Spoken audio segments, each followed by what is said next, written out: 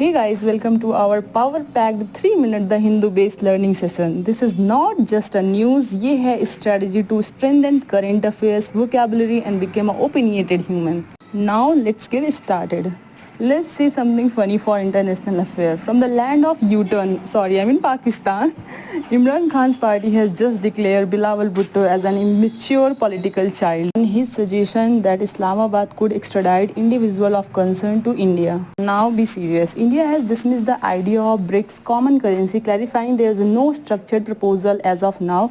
It reflects India's stance on currency sovereignty and global economic stability. Also, India emphasized strengthening the Global South network. This means collaboration with other developing nations on climate, economy and equitable development. And we all know India's foreign policy remains rooted in multilateralism and economic sovereignty. Reform the importance of fair representation in public employment, focusing on direct recruitment posts. Meanwhile, the center announced new guidelines for cooperative universities focusing on autonomy, transparency and digital transformation. This aligns with NEP 2020 reform. It reflects a push toward a modern higher education ecosystems. And we know that there is an upliftment in governance if cooperative bodies coordinate with digital inclusions. Now we will see economy and businesses. Big update, India's service PMI, that is Purchasing Manager Index, hit a 10-month high. Service industries like IT, finance, travel are booming.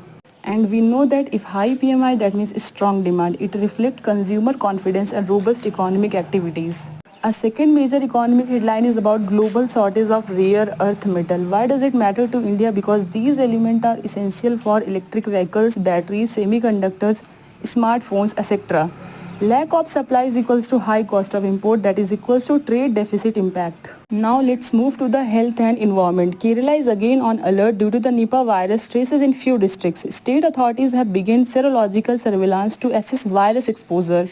This shows a proactive public health response. Also in research, a strange thing scientists have found that indoor ozone level could increase due to the repeatedly worn clothes. Strange, but it is true. So that is end of your video.